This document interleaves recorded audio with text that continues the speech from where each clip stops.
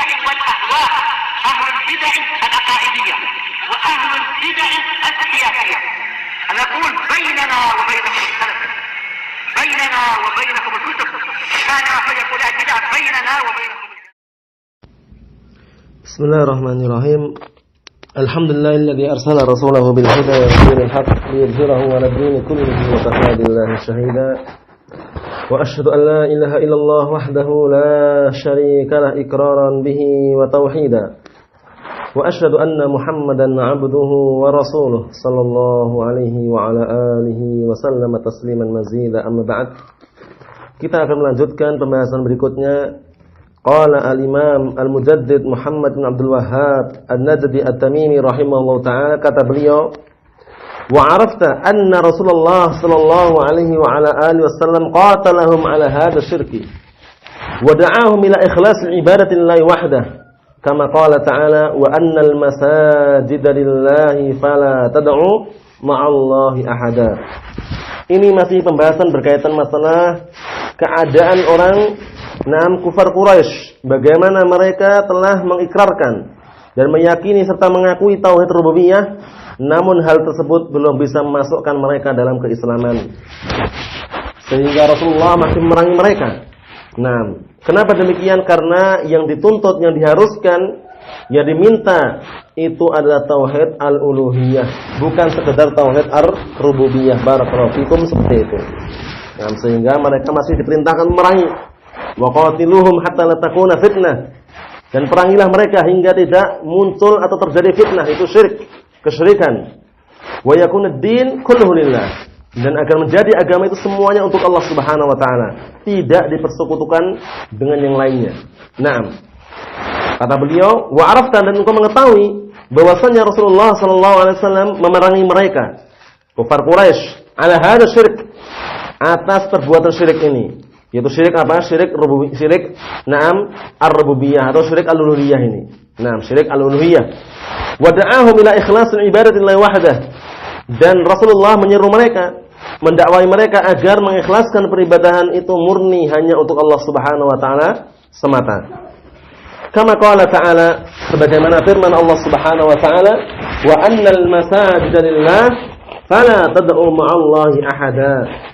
Dan bahwasanya masjid-masjid itu hanyalah milik Allah Subhanahu wa taala, maka janganlah kalian menyeru berdoa bersama Allah dengan seorang pun. Para ulama telah berpendapat makna masjid di sini ada dua penafsiran. Penafsiran yang pertama, yang diinginkan dengan masjid di sini adalah tempat sujud.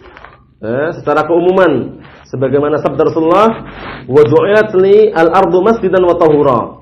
Dan telah dijadikan untukku bumi itu sebagai masjid dan tahur, suci. Suci dan sebagai tempat untuk sholat.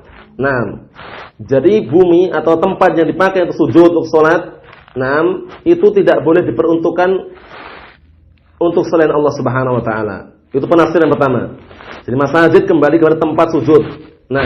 Itu tidak boleh tempat sujud diperuntukkan untuk selain Allah Subhanahu wa taala. Penafsiran yang kedua, makna masjid ini adalah anggota sujud, a'dha' sujud, anggota badan yang digunakan untuk sujud. Ada berapa? Ada 7 ya, sebagaimana dalam hadis yang sahih yang diriwayatkan oleh Imam Bukhari dan Imam Muslim, hadisnya Abdullah bin Abbas radhiyallahu ta'ala anhuma, kata beliau, umirtu an asjuda ala sab'ati a'dhumin. Aku diperintahkan untuk sujud pada 7 anggota badan. Alal jabhah wa asyara bi yadihi ila anfih. Pertama, ala jabhah, di atas jabhah, kening ya. Kening ini atau dahi, kemudian mengisyaratkan dengan tangannya kemana? Ke hidungnya. Jadi kalau sujud jangan mengambang. Dalam artian mengambang bagaimana? Dahinya dikenakan lantai, kemudian hidungnya diangkat. Jangan, hidungnya harus kena. Buktinya ini ya, alal jabhah wa asyara bi yadihi ila anfih. Jadi anggota sujud yang pertama adalah jabhah, yaitu kening atau dahi ini. Kemudian mengisyaratkan dengan tangannya kemana? Ke anfanya, itu hidung. Hidungnya harus nempel juga, nempel dengan lantai atau tempat sujud tersebut. Kemudian apa? Wal yadain, kedua telapak tangan. Wa rukbatain, kedua lutut. Wa atraful qadamain, dan kedua ujung kaki. Total ada berapa? Ada 7 ya. Kedua ujung kaki, berapa? 2. Kemudian kedua lutut, 4. Ditambah kedua telapak tangan, 6. tambah 1 itu jabhah, yaitu apa? Dahi. Berarti jumlahnya 7. Paham ya? Maknanya tafsiran yang kedua adalah anggota sujud itu tidak boleh diperuntukkan kecuali hanya untuk Allah Subhanahu wa taala semata. Itu maknanya. Nah, sehingga makna masajid ini terbagi menjadi 2 ya maknanya ya. Berdasarkan penafsiran para ulama, bahwa makna masajid ini ditafsirkan menjadi 2 penafsiran. Penafsiran yang pertama adalah tempat-tempat sujud. Di tempat sujud yang masjid yang ma'ruf, dipakai untuk salat itu ya. Nah, itu tidak boleh diperuntukkan kecuali hanya untuk Allah Subhanahu wa taala semata. Penafsiran yang kedua, makna masajid adalah anggota sujud. Anggota sujud, a'dha'us sujud, anggota sujud yang disebutkan dalam hadis yang diriwayatkan oleh Imam Bukhari dan Imam Muslim tadi. Hadisnya Ibnu Abbas, "Umirtu an asjuda ala sab'ati 'azumin." Aku diperintahkan untuk sujud pada 7 anggota badan. 'Alal jabhah, yaitu di atas dahi, wa asyara biyadihi ila anfih. Kemudian mengisyaratkan kepada anfih, yaitu hidungnya. Nah, kemudian apa? Wal yadain, kedua telapak tangan, wa rukbatain, kedua lutut, wa atraful qadamain, dan kedua ujung kaki. Barakallahu fikum, itu termasuk anggota sujud yang tidak boleh diserahkan kecuali hanya untuk Allah Subhanahu wa taala. Nah, seperti itu. Oh.